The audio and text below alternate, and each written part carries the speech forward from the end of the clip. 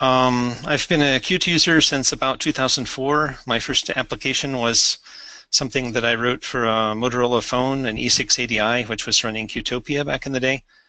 And, well, I knew about Qt before that. I just hadn't gotten around to using it for anything. Then I've had a couple other jobs at other companies, and then after I got laid off from one of those, I applied to the Qt company, and I got hired, and so I've been in Oslo since 2011. I'm mostly interested in working on the pointing devices like the touchscreens, Qualcomm tablets, and so forth. I've worked on the Linux and macOS platform plugins sometimes. There's a Qt PDF module I've been involved with. Worked with controls and dialogues, and otherwise just general bug fixing kind of all over the place. I'm also one of the maintainers of QtQuick nowadays.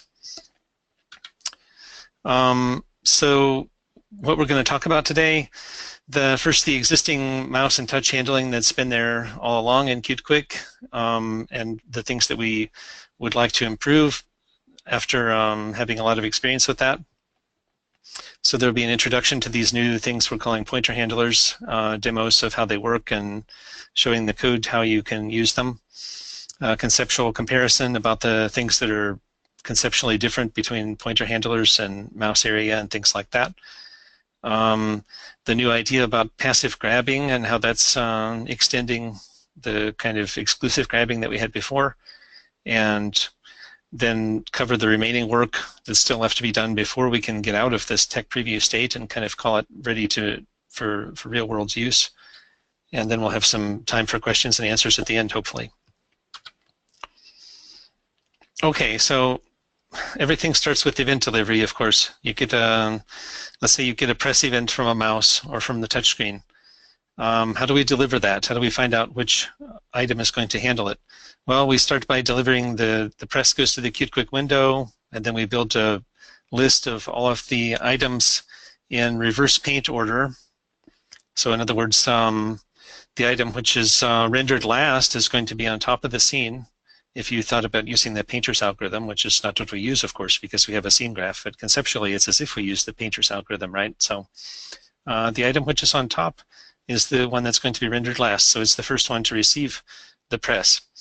And QtQuick item will set it accepted to false or ignore the event by default, which allows it to keep propagating because the event is set to accepted each time before we visit an item, and then that's up to the item to unaccept it or ignore it so that it keeps propagating. Well, so you get the press event. If you want to receive updates, the continued mouse movements and the mouse release, or the finger movements and release, then you have to, if you're a QtQuick item, you have to do a grab of the press in order to receive the updates and the release. So that's been kind of restrictive because basically it means that only one item is ever going to be getting those updates usually. But then there's these exceptions like Flickable, of course. If you put a button inside of a Flickable and then you press on the button, but you start flicking, it doesn't really matter that you pressed on the button. You want the Flickable to take over, right? So the way that works is that the Flickable sets this flag that says that it wants to filter its children's mouse events, and then it gets called every time we're going to deliver an event to some other item which is inside the Flickable. We call the Flickable's child mouse event filter first, and that gives it a chance to intercept the event. And so the Flickable, if it decides you're flicking, then it can take over the exclusive grab, which means that the item no longer has it. The other item no longer gets any more updates. Now the Flickable is taken over. So we've come up with this new idea about passive grabs, which I'll get into later on. So MouseArea, it's widely used, of course, and people probably will keep using it for a number of years still, but the limitations are that it was designed to handle mouse events strictly. And so when touch support was first added to QtQuick, they said, well, let's just make touch events look like mouse events. We'll just synthesize mouse events each time, and that way MouseArea will just work. And of course, one of the limitations that comes from that is that Qt only knows about the concept of one mouse. So this means that you can only press one mouse area at a time because only one touch point can be synthesized to a mouse event and delivered that way. And then, yeah, it's a little bit clumsy about how we accept the event is accepted by default. You have to reject it if you want it to keep propagating. And well, a Flickable is going to try to steal the grab from you, but you want to prevent that, then you have to, if you're MouseArea, you can set prevent stealing. And that's based on another flag, which we'll talk about a little bit as well. MouseArea is kind of a large object because it inherits QtQuick item and it has a lot of variables. So it's kind of a large, it has a memory footprint, and it doesn't have anything to render, but it still has all this geometry and stuff as if it did. So the first thing you have to do with the MouseArea is set the geometry. Usually you do this by anchors fill parent or something like that. So if you use anchors, then you're creating another object just for the purpose of setting the geometry on something which by default you would tend to think, well, shouldn't it just have the geometry of the thing that it's handling events for? And because of the grab architecture, I think maybe is the reason why MouseArea has so much code. It's large, it's monolithic, because if a MouseArea grabs, then that means that it has to basically be responsible for everything that's going on with the mouse at that particular time in that particular location until it's released. So we can't really break up the functionality into smaller chunks. So we can't really make the object very much smaller because, well, I mean, both the implementation is large and also the variables, the state that it needs to store to keep working is kind of large too. So as an alternative to MouseArea, there's always been this MultiPointTouch Area. It was new in QtQuick 5.0. And so if you want to make you want to be able to press multiple buttons at the same time. You're making a button control, and instead of a MouseArea, you put a MultiPointTouch Area inside like this. So you have your MultiPointTouch Area, and then you have to declare the touch points that you're interested in handling just to give them IDs, basically. And then we can make this alias up here where we say if the touch point is pressed, then we're going to say that the entire button is pressed. So this is an implementation of a button, but we have three objects here with the rectangle, the MultiPointTouch Area, and then the touch point inside of it. It also has the same problem that it's kind of has a big memory footprint. It's an item, but it doesn't render anything. And maybe one of the original use cases was supposed to be that you could use it to recognize other types of gestures, to extend QtQuick a little bit to handle gestures that we don't normally handle or that we don't have dedicated code to handle. But that's actually a little bit tricky, and I don't know of very many cases where somebody has done that, because you'd probably have to write a lot of it in JavaScript, like on press, change, on release, or you can actually handle all of the, without declaring touch points, you can actually just handle the array of touch points, which is also exposed, and then, basically iterate those every time and decide how you're going to react. So with pointer handlers, our goals were to make it easy to either handle the events without caring what device they come from. For example, if you're building a button, you don't really care whether somebody clicked it on the touch screen or with the mouse. You just care that it was clicked, right? And you want to execute an action. And then there's the Wacom stylus, which we don't support yet, but we need to. So pointer handlers are allowed to be agnostic about the device, or they can filter for more specific devices or to react to different devices in different ways. We want to have common event delivery code because we had this trouble. I mean, my original idea was let's just extend MouseArea to be able to handle touch, to handle the touch events directly. And that resulted in kind of an explosion of code that had to be written because the touch events are different, and so the delivery code had to be different and so forth. But the way we've done the event wrapping, we've actually made a common event delivery path now, so it's a little bit more extensible. We want to have C++ APIs because people keep asking for C++ APIs for a lot of things, and also I think if you're going to recognize a custom gesture, then probably you should be able to do that in C++ rather than JavaScript.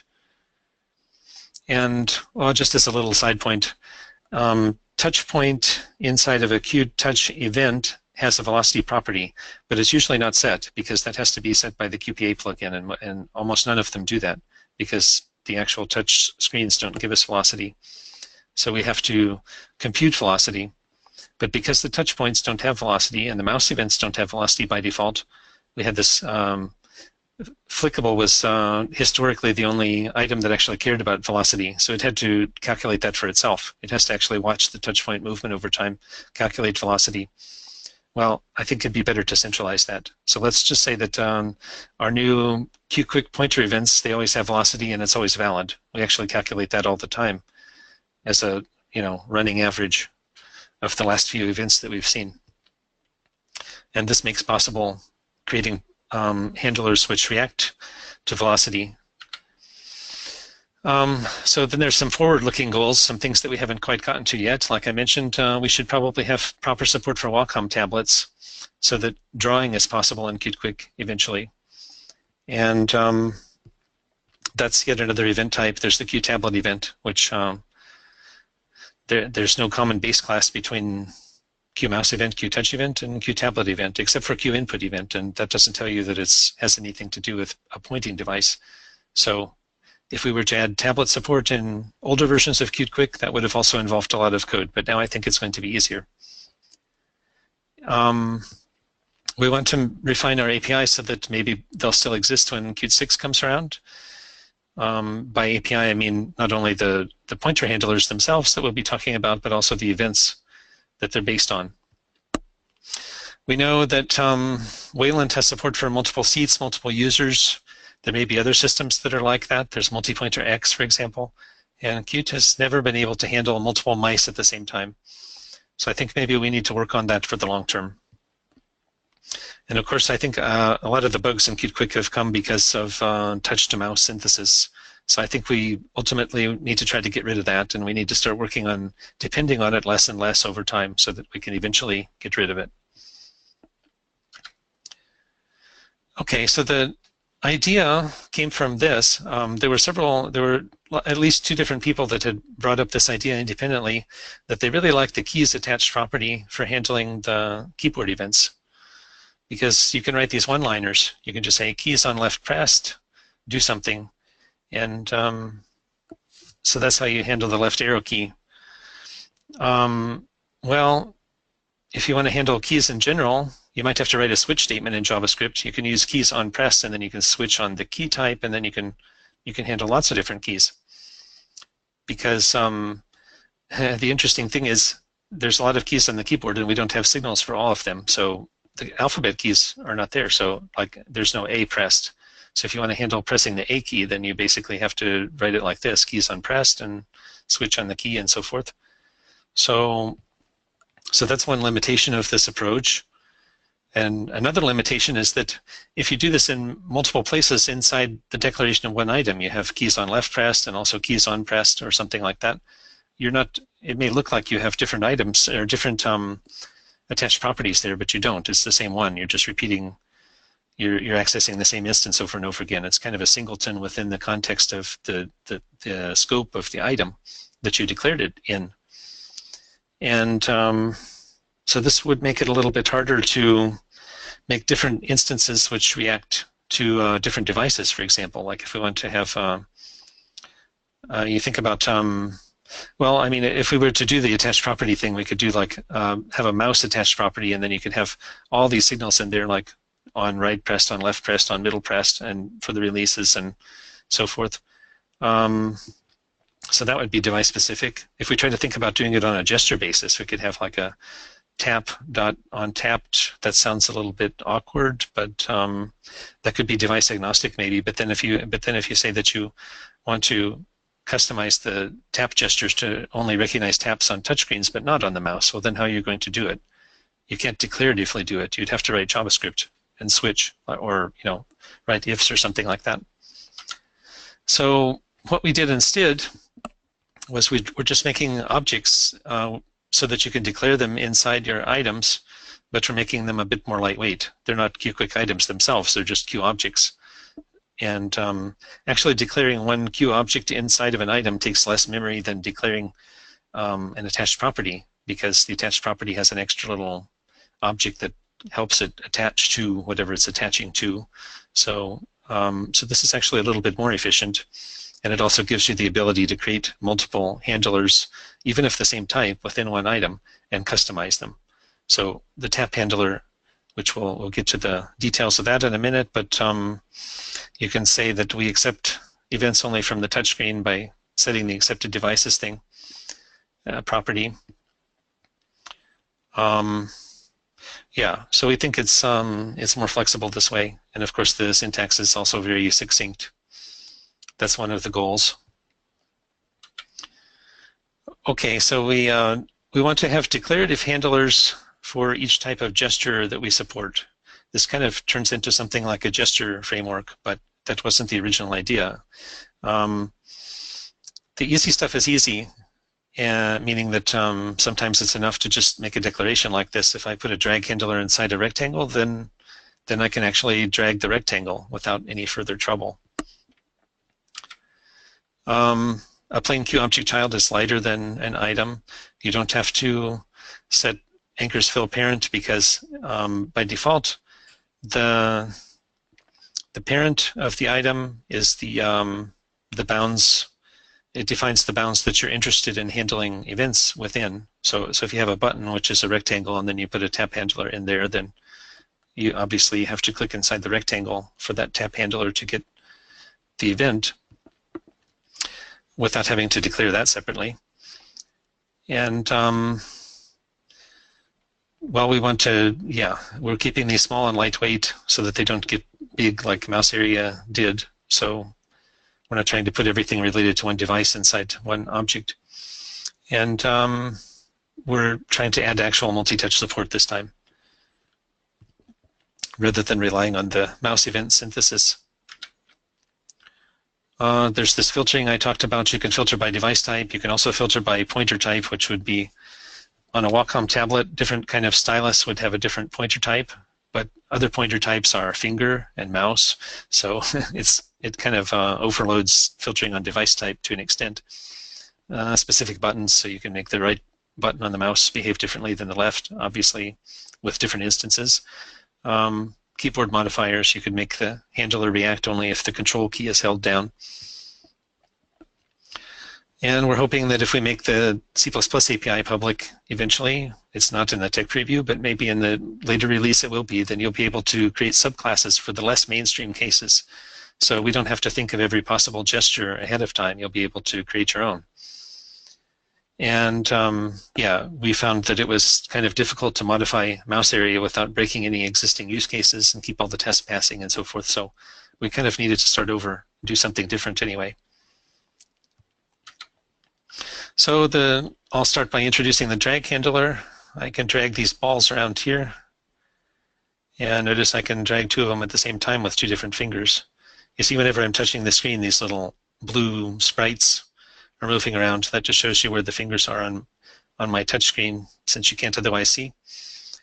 So how does this work? Well, we have I'm creating two balls, and each of them is an image, and then each of them has a drag handler inside. And if we simply wanted to drag it, we would be done just with that. But I added this momentum animation, which is actually not a C++ animation type. It's a QML type, which just uses a couple of number animations to simulate momentum. And so when the drag handler is no longer active, then we start this animation giving the velocity of the point, and the point is the one that was last, well, it's the average of the last few events that drag handler has seen. So it tells you how fast the ball is moving. And then I made it so that I basically calculate where the endpoint should be. If we assume a particular deceleration rate, then we can predict where the ball is going to end up, and then we just set a number animation to go to that point. So depending on how fast I fling it, it goes a little bit further.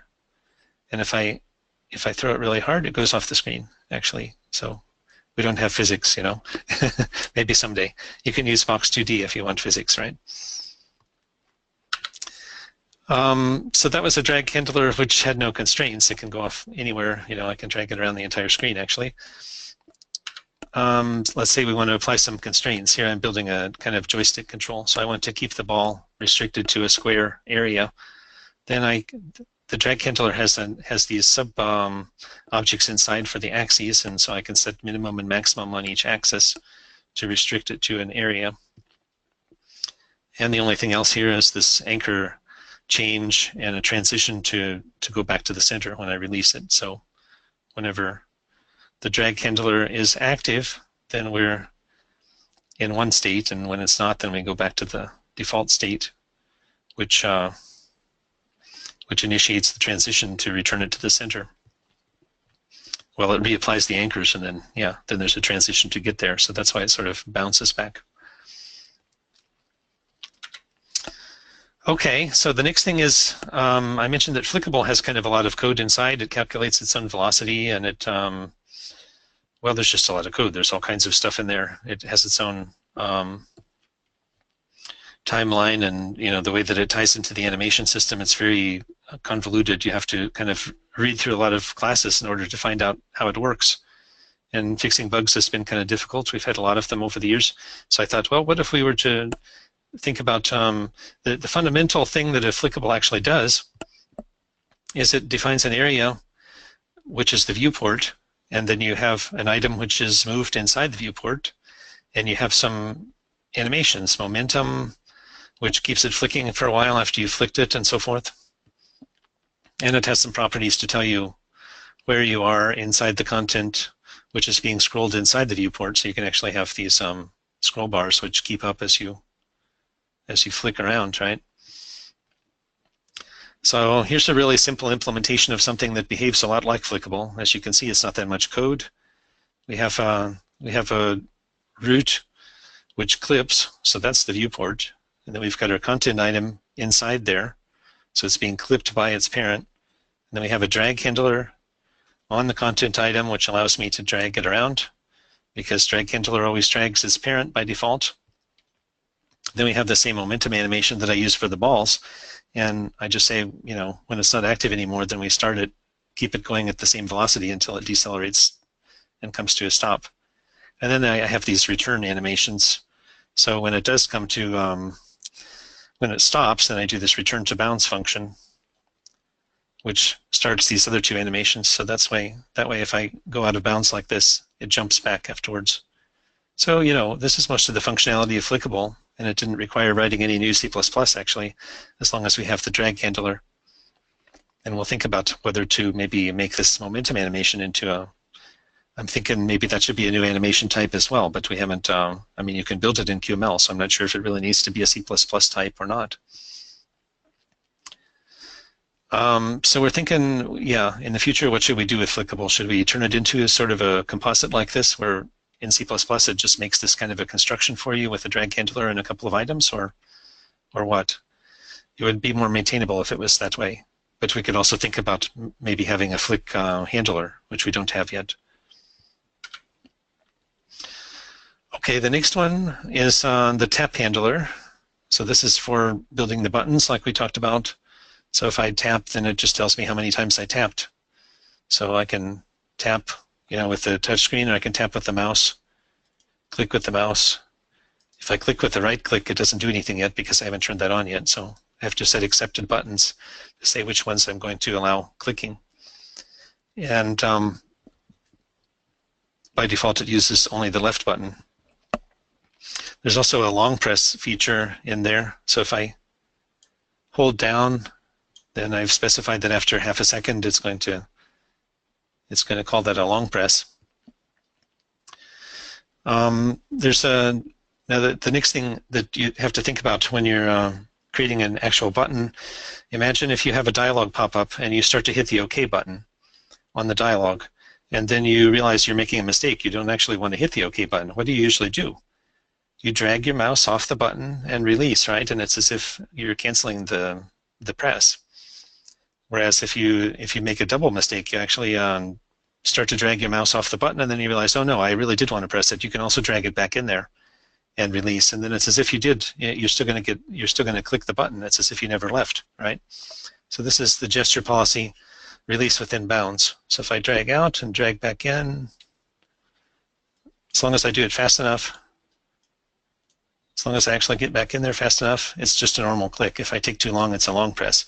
And if I drag completely outside and release, then I get this red flash, which means that it was canceled, because I have this canceled signal to tell me if that happened. Okay, so that's the default gesture property. So if you use TapHandler and a button, you'll get the typical button behavior. Then we have this within bounds version.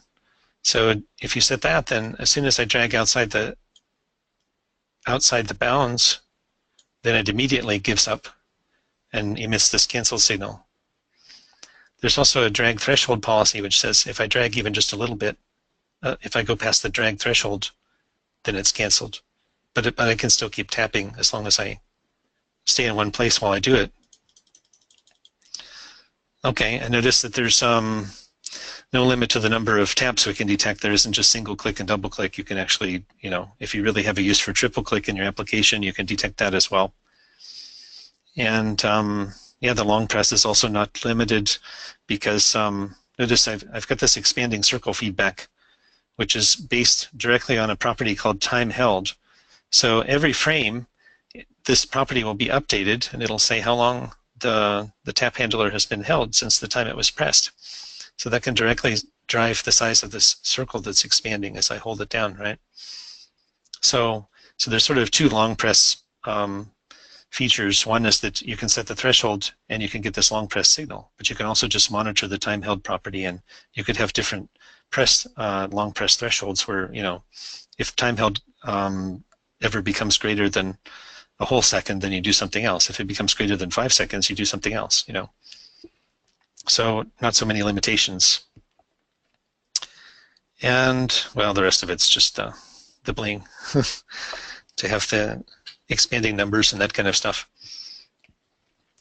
Okay, so this is everything being done with one tap handler. I simply declare the tap handler inside a rectangle, which means that the rectangle defines the bounds of interest, and then if the press occurs in there, then it'll be detected. If we think about using multiple instances of a tap handler, this makes possible if we set the accepted buttons to the left button, then it will react only to the left button. If we set to middle, it only reacts to that, and so forth. So now, right now I can left click and I get a green flash. If I actually enable the right click, then if I right click, I get this magenta flash because I specified that. So inside the same item, we can have multiple tap handlers, but they react to different buttons. So those are the constraints being placed on those handlers. So you don't have to write ifs in JavaScript. Notice all of this is declarative except for the on tap signal where I'm having to specify what I do, but that's just a signal. So you could connect this directly to a C++ slot if you wanted to get rid of all of the JavaScript in here.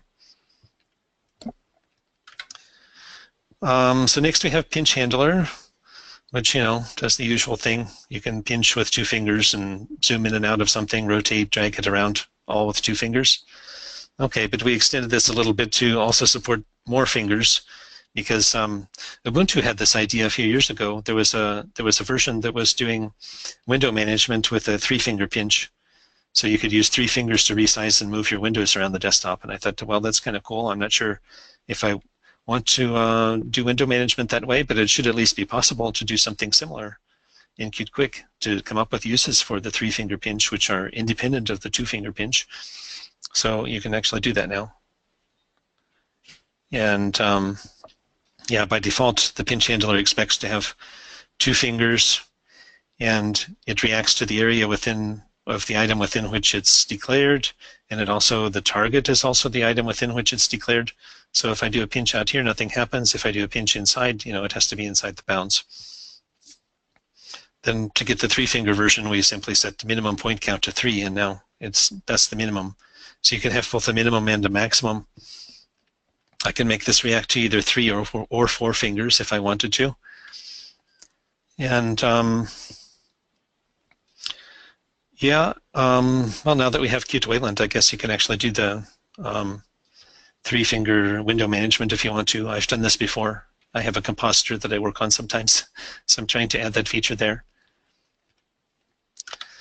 So here's a more realistic use case for the pinch handler. We've got a map, and look, I can actually zoom into whatever city I want to on the map. The pinch area wasn't able to do that. It always zoomed into the middle of the map. So that's typically Africa, if you've got the world. The center is right there somewhere. So since we can handle any number of points, well, this one only handles 2 because I haven't set the minimum differently. We're interested in the centroid between the 2 points. That's the area that we're zooming into. And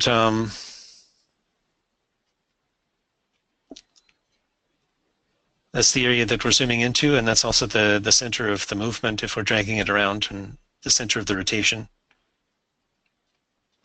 And that works just as well if you are using 3 fingers. We can still find the centroid, and we can still calculate the average change in angle and the average amount that your fingers are moving together or further apart, and so we can still do all the same calculations. This one also has a drag handler, so these don't conflict with each other. If I use 2 fingers, I'm pinching. If I use 1 finger, I'm dragging, and I can move the map around that way. And DragHandler doesn't care if I use the mouse, so I can use the mouse as well.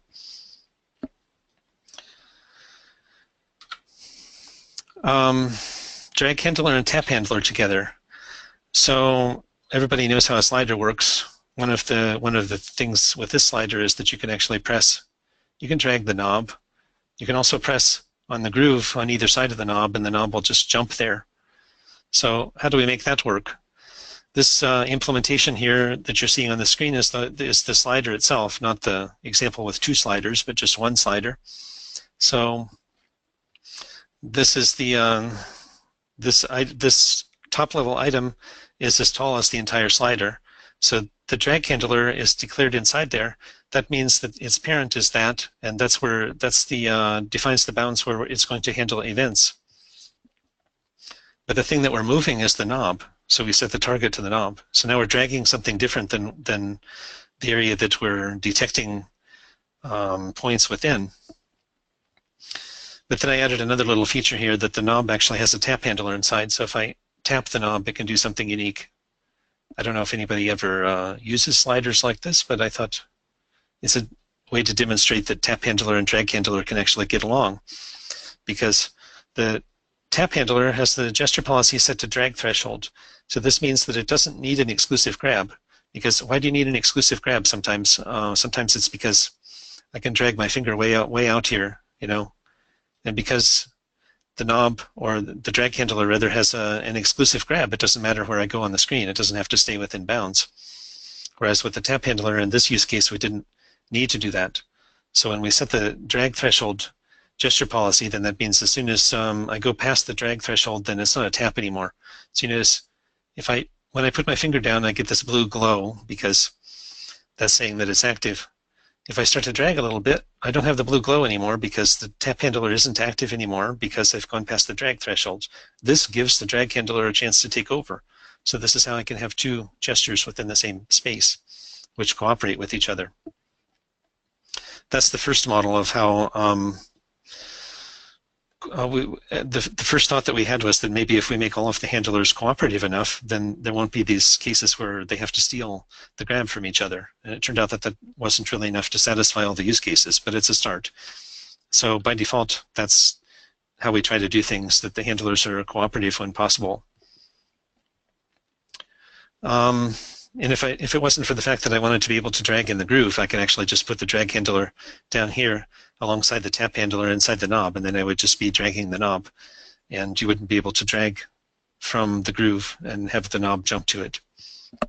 And it would still work. I had it working that way for quite a while. Okay, so the conceptual changes, handlers versus the MouseArea and the MultiPointTouch Area and things like that. Either a handler or an item can be the exclusive grabber. Handlers are not items, so we had to change some code in QtQuick window to make that possible, that the grabber is just a Q object now, and then we have to detect at runtime whether it's actually an item or a handler in some cases. Passive grab is the new idea. So notice back here, I can actually press 2 of these at the same time. I can press 2 tap handlers at the same time. So when a tap handler is pressed, if the drag threshold is set like this, it knows that it doesn't need an exclusive grab because it's perfectly capable of detecting whether you release within the same bounds if even if it doesn't have an exclusive grab. It only needs a passive grab for that. So we made it so that the passive grabbers are actually a vector, so that any number of handlers can be passive grabbers at the same time. And this is also the technique I use to show these sprites on the screen as I'm moving my fingers around. Those are a different type of handler, which we'll get to at the end, and those are also passive grabbers. They don't interfere with anything. They just always know what's going on. They are able to grab as soon as the press happens, and then they retain that grab the whole time, regardless what else is taking the exclusive grab and actually actively interacting. We have this rule that if the number of touch points changes, meaning that you had one finger pressed on the screen, then you press another one, then we're going to ignore the exclusive grab and we're going to start over with event delivery. That's a new rule that QtQuick didn't used to do that. So it helps, again, with these cooperative scenarios where a pinch handler maybe isn't interested in grabbing if there's only one point, because it knows that that's not a pinch gesture yet. And it doesn't need to, because it doesn't have to worry about not getting the updates because of this rule, that if the number of touch points changes, we're going to start over and it will still get another chance. And at that point, it'll see that both of the points are inside, and then it can grab them and it can do its pinching. So we have this pretty much on, I guess it's a rule of thumb that handlers should give up exclusive grab whenever their constraints are not satisfied, because they have other ways to, they don't have to be really grabby, really greedy about keeping the grab and making sure that they get those updates, because they have other ways to get the updates. They can either be passive grabbers, or they can just simply depend on this rule that we start over whenever the number of touch points changes. So events tend to propagate further with this new way of doing things, and that allows for more complex interactions. I mentioned that we kind of redesigned how the event delivery works. We'll get to that a little later, that there's a QTquick pointer event, which is a wrapper event, and it conceptually can have multiple points inside, but of course a mouse event only has one point inside. But we unify it by saying that all pointer events can have multiple points, and the API is designed that way. So every pointer handler during delivery receives the complete event, all the points, and it can decide what to do with them. Even if some of them are outside the bounds, it might still be relevant, because if you have something, if you have a pinch area, but you or a pinch handler rather, but you have pinched the item so small that you can't actually get both your fingers inside there anymore, it can still work because you can set a margin, and it can pay attention to points which are a little bit outside as well. As usual, if the event is ever accepted, that means stop propagation. So we don't usually do that with pointer handlers because they're not supposed to be that grabby. They're not supposed to be so exclusive as to prevent anything else in the entire scene from handling the event, because an individual handler doesn't know what else is in the scene. And because of that, we made it so that grab and ungrab are independent from accepting. So accepting the event doesn't anymore mean that you automatically get an exclusive grab like it does with items. So the rules are a little bit different for pointer handlers than they are for items, but we didn't change the rules for items. So all the old code that people have written continues to work, but it's a little bit more flexible when you're using pointer handlers. So wanting versus grabbing. During delivery, a regular item would have to, if a press happens, it has to grab in order to be able to get an update. And this leads us to this monolithic design where if you have an area that handles events, well, it better handle everything having to do with that event, because it's not very easy to give up the event and let some other item handle it, or for the other item to steal, unless that other item is a parent, and then it can do this child mouse event filtering trick and steal from its children. But items in general can't steal from each other because they don't get the events, because it usually only goes to one item, the one that has the grab, right? With pointer handlers, we mostly want to let the events propagate. So exclusive grab should be a little bit less common than it was. So during delivery, we had this we added this virtual once pointer event where we ask each handler that we're visiting whether it wants the event, and that usually calls in a loop once event point for each point in the event, and so the handler gets to decide either on the basis of the entire event or on the basis of an individual point. Is it interested? It returns the true if it wants it. And then we'll call the handle pointer event implementation, which is also virtual. I guess we'll probably have to rename this when it's public API, but so that's the mechanism how the events are handled, and you'll be caring about this if you try to subclass and create some kind of custom handler. So along with, since grab stealing is possible, I mean, there always gets to be an arms race, right? If the Flickable wants to steal the grab from a button which is inside because you start flicking, but the button doesn't want to let the Flickable do that, then it can set keep touch grab or set keep mouse grab depending on which events you're interested in. So the MouseArea has another property for setting that flag. But these are the C++ methods in QtQuick item that you would set in order to prevent stealing, basically. Well, with pointer handlers, we decided to think of this not so much as stealing, but more like a negotiation between. So a pointer handler can steal from an item, and the only thing that the item can do in defense to prevent stealing is to set one of these flags. With pointer handlers, we have this virtual function, approve grab transition, which is given both the item or handler which is currently has the grab and the one that is proposed to take over the grab, and then it's allowed to approve or deny. And we actually ask both ends. So if a pointer handler steals from an item, the item has to not have these flags set, and the pointer handler, which is going to take over, has to return true from this function. If one pointer handler steals from another, then they both have to return true from the approve grab transition.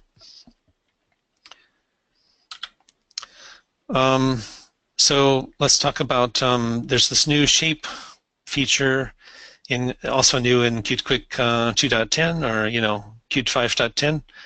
We've had the shapes for a long time for the or the paths rather for the path view. There was a way of defining the shape of the path along which something is being animated. So it's a replacement for, like, if you want to have something like a list view, but you want the items to move along an arbitrary shaped path instead of just in a series, then you would declare this path. But there wasn't a way to render it until now. So in 5.10 we added this shape thing, which can actually render an arbitrary shape. And well, by default, these shapes they have rectangular bounds, and the bounds check is always done on the rectangular area. I mean, QtQuick item defines the contains method, and it just checks its own rectangular bounds. So one of the things that we still need to take care of is to make it possible to do this. If you click inside a shape, it reacts, and if you click outside, it doesn't, right? Whatever inside and outside means. So we're thinking about in 5.11, we may add this enum here, contains mode. You specify whether is the fill that is supposed to contain the point or the stroke or something like that. So you'll be able to define, or you can just say you just want the rectangular type of containment check, which is cheaper, of course. That's why we usually do it that way by default. So anyway, this example shows that it's possible to put a tap handler inside of a shape and maybe react to just the area within the shape. So it makes making pie menus and things like that a bit easier. One of the downsides with shapes is that they don't do anti-aliasing by default. So if you want to have the nice smooth edges, then you basically have to use layers. And this is a new feature in 5.10 that you can set the samples. So you can turn on multi-sampling just for a layer within the scene, and that will help your shapes be smoother. But it doesn't necessarily mean that you have to turn on MSAA on the entire scene like it used to. Now you can just do it on a layer. So that's what I did here to give these shapes a nice smooth edge, reduce the jaggedness. Just very quickly, this is what the event hierarchy looks like, and one of the reasons that we needed to worry about wrapping the events in QtQuick for delivery purposes was because of this lack of a common ancestor. We've got a lot of events here that all have some sort of position type thing, although we're not very consistent about what type it is. Sometimes it's QPoint, sometimes it's QPointF, and the local versus global versus screen versus window and all those kind of things. They're all differently named and so forth. But most of these have a single point within the class itself. The exception is TouchEvent. It has no point, but it has multiple points inside. So the way that we wrap this for delivery purposes was we have this QQuick pointer event, which has API as if it's going to have multiple points inside, but in fact there's a subclass QQuick pointer mouse event which only has one, and the QQuick pointer touch event which has multiple points inside. And then in our delivery code we always iterate, we always go through all the points to decide whether it's interesting or not for a particular item or for a particular handler. So the handlers always have to act as if there's going to be multiple points and make their decision based on that. And yeah, we put all of the properties that we could think of in there that might be useful. So the velocity is there. It's always used. It's always correct, guaranteed to be correct now. We have this time held, which tells you how long the point has been held since it was pressed. And well, I didn't show the ellipse diameters. Those are there too. So in case your touchscreen is able to measure that, you can actually get it. It's proportional to pressure sometimes. So sometimes you have pressure from a touchscreen. Sometimes it tells you the approximate shape of the blob of your finger, because the harder you press, then your finger footprint kind of expands. The pointer event also has the device that it came from. So you're not limited to just the Q mouse event source. You can actually tell specifically which device it came from, and sometimes that helps you disambiguate or behave differently depending on which device the event came from. The pointer handlers hierarchy, well, you know, window has items and all that, and item has this extra data thing, which is like an extra private, which is sometimes allocated. So we decided since an item has to be able to have multiple pointer handlers, let's put this vector of pointer handlers in there. So that costs a little bit of extra memory. If you use pointer handlers, then this has to be allocated for each item that has them. And so we have this vector of pointer handlers in there. And the base class doesn't, it's very generic. And then we have a subclass device handler, which adds all of these filter properties where you can specify the accepted devices, accepted buttons, accepted modifiers, and so forth. Then we have a single point handler, which is the subclass for most of the point handlers, because they usually just care about a single point. I mean, you usually just drag with one point or you tap with one point. So when a point is pressed, then the single point handler makes the decision, is this relevant or not? And, well, subject to overriding in the subclass, of course. But it has default behavior to decide whether that point is relevant based on the bounds and stuff and the constraints up here. And then it will call this handle event point, and that's where the implementation is usually done. So then these subclasses, DragHandler, PointHandler, and TapHandler, have their implementation by overriding that. Then we have the MultiPointTouch, which is basically just for the pinch area so far, and that's for all handlers which can handle multiple points at the same time, but which care about a specific number of points. So you have your minimum and maximum point counts. So yeah, you don't have to worry about this too much unless you want to make custom subclasses in C++ later on. Yeah, like I said, if you want to make buttons and you want to press multiple buttons at the same time, you can do it now. I can launch balloons and then I can launch fighters to shoot them down at the same time. I can hold the buttons. Missiles are expensive though, so I can't hold that button. I just have to press it each time to launch one of them at a time. So this is the button implementation. We've got a rectangle and it has gradient and to give it the nice look, and has a tap handler inside, and that's for two purposes: to emit this tapped signal, but also to monitor whether it's pressed. So you can have the tap.pressed property alias there. That's it. That's the entire button, and you can press multiple buttons at the same time. PointHandler is the last one that we didn't talk about yet. So that's, like I said, that's what's moving these sprites around, but also in this case, I used it to move a shape around, this sort of crosshair thing. So there's a shape with a couple of shape paths inside for those lines. And then there's a point handler just out here by itself. So within, I've got this 480 by 480 area in the top right of my screen. And as long as I'm pressing If I press down here, it doesn't work. If I press inside the 480 by 480, then the PointHandler can activate. And it doesn't do anything by itself. It just exposes properties so that you can bind to them, so that you can keep track of where that particular touch point is going. So you have handler point, and then we have velocity, and we have position, and all of those kind of things. So I'm able to bind the crosshairs to follow along with this point. So this allows me to have sort of orthogonal feedback on the screen. It doesn't interfere with anything else, but it can be used for feedback and for things like that. Whereas MultiPointTouch Area, it has to grab in order to get updates, and that basically means that's the only thing that you're interacting with. So you can't really have feedback and interact with something else at the same time with the MultiPointTouch Area, but now you can with the PointHandler.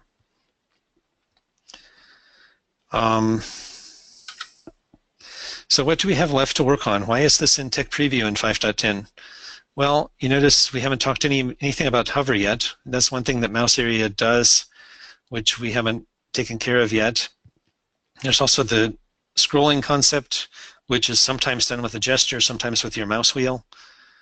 We need to handle that somehow. And flicking, yeah, we didn't decide whether to write a flick handler or whether we should just rewrite Flickable to make use of this stuff internally.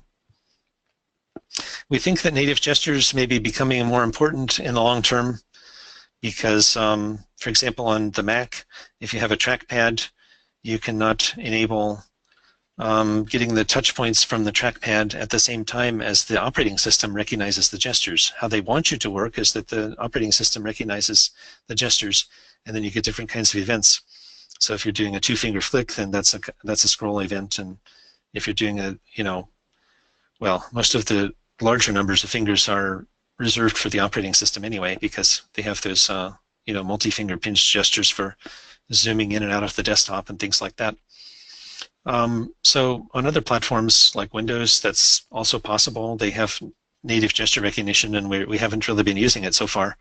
But we think that maybe we need to think of pointer handlers not so much as gesture recognizers, but as gesture handlers, that sometimes they have to recognize the gestures for themselves because there's always embedded Linux or Linux in general. You have to do all the work because the operating system isn't doing it for you. But then there are the cases where the operating system does do it, so then we need to handle the same gestures with the same handlers, even though we're doing less of the work. And actually with PinchHandler, that's already done. You can use it on the trackpad on macOS. It has a bug that we're fixing, but hopefully pretty soon that bug fix will be integrated. There's this problem with event propagation going too far. If you have a case where you have a UI and then you pop up a dialog on top of it, then you probably want to make sure that all of those buttons and things underneath the dialog are actually disabled as long as the dialog is open. So there are different ways to handle that, and the classic way was just to make sure that the event gets rejected before it gets down to those layers underneath. Or there are tricks with using QObject event filtering and things like that. But we think maybe we should make that a little bit easier. Maybe there should be a modal property on item where it says everything above this layer is modal, so as long as this item is enabled or visible or something like that, then it means that the events are not going to go past that item. It would make possible building your application in layers. So we need to think about that a little bit more and how it affects pointer handlers. And then there's this idea that if you build component sets and they have handlers inside, then the users of those components a lot of times don't have access to the handlers inside. And if they want to change behavior, what do you expect them to do? Put more handlers on top? I mean, that's one way to do it. But one of the people who like the keys attached property, one of the things that they say about that is so great is that it has this forward to feature. So you can specify in your outer key handler whether you're going to forward to a different key handler anywhere else, and you get to control that. Of course, it's kind of imperative. It's not very declarative, but it's a nice feature. So we're thinking that maybe we still need to think about using attached properties for this purpose somehow, of either finding the inner handlers and manipulating them, or using them to intercept events and then decide whether you're going to forward them further or not. If we're going to have public C++ API, then we have to have the private implementation classes, obviously. I mean, right now everything is in all of the variables are in the p underscore p.h files. So we have private API, but all of the implementation is in there. So we need to split that up like we usually do for binary compatibility. And renaming, because PointerHandlers kind of explains what they do, but only after you understand a little bit, because when you first hear pointer, you may think about a C++ pointer in memory. And when you hear handler, first thing you may think of is a JavaScript callback, because if you write MouseArea and then you write onClicked and a JavaScript snippet, what is that called? It's a handler, right? I mean, you could call it a callback, but so we get in this situation where handlers can have handlers too, because TapHandler has an onTapped, and then you write some JavaScript code. So what do you call that? So it seems like maybe we need to rename the whole thing. I'm not sure what. Gesture something, but if we're not going to call it a handler, I don't know, is it a gesture operator? It seems like it needs a new name. So we'll think about doing that before we get out of tech preview to make these things a little easier to talk about. And, well, I think that's about it. So I guess I have time for questions. I see there are a few questions here already. Yes, seems like. Do you want me to point them out? Yeah, I can see them. So there. All right. Is there a way to capture different point pressure? Yes. Each of the points has its own pressure. So that's not a problem. If your touchscreen is capable of measuring pressure from multiple points, that is, but I'm not sure if any of the hardware actually does that. Are all the platforms supported? Yes, basically. I think I've tested almost all of them at this point, but they're just the little issues like on macOS, like I said, the trackpad prefers to give you native gestures but not touch points. So that makes a lot of things not work, like this point feedback, moving the sprites around the screen, that can't work because we would have to enable touch to get the touch events within the entire scene, and that would mean that you're not going to get gestures anymore, so then your pinch handler doesn't work quite as well. You could do it, but then the pinch handler wouldn't feel quite as native. It wouldn't zoom in and out exactly the same fluid way that it does on macOS, because if we allow them to, they will give us the same events that the native apps are getting, so that we can react in exactly the same way, and that's kind of nice. Is there a realistic chance to see a touch-aware Flickable? Well, I mean, when I was trying to make MouseArea handle touch, I also had to make modifications to Flickable because they're so tightly coupled and they work together so closely that Flickable basically had to handle touch events too. So yeah, the code is there, but we just haven't integrated it because it was kind of one package, and yeah, and it's complicated. I mean, that really bloated Flickable even more. There was a lot more code just to handle the QTouch events and do all the same stuff with them as was already being done with mouse events.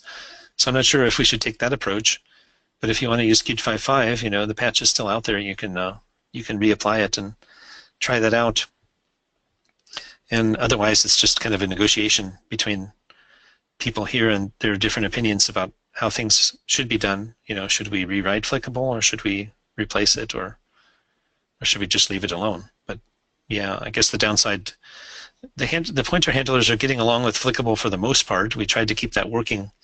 But the downside is that you can't drag two Flickables at the same time, right? Maybe you know of some others as well.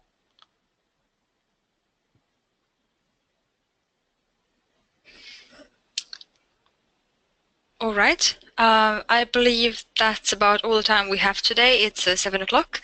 If you have any more questions, such as the ones we couldn't go over, please send us an email on via the website qt.io. Also, don't forget to visit it. You'll find all kinds of useful information. Thank you all so much for joining. If you've enjoyed yourself, we have a couple more webinars lined up, but the next one is on 14th of December. It's going to be on the interactive digital out-of-home software developed by using Qt libraries by Ionut Alexandrescu, the Qt advisor at the Qt company. Until then, I wish you a great day, and until next time, goodbye. Thank you, Sean. Yeah, bye-bye.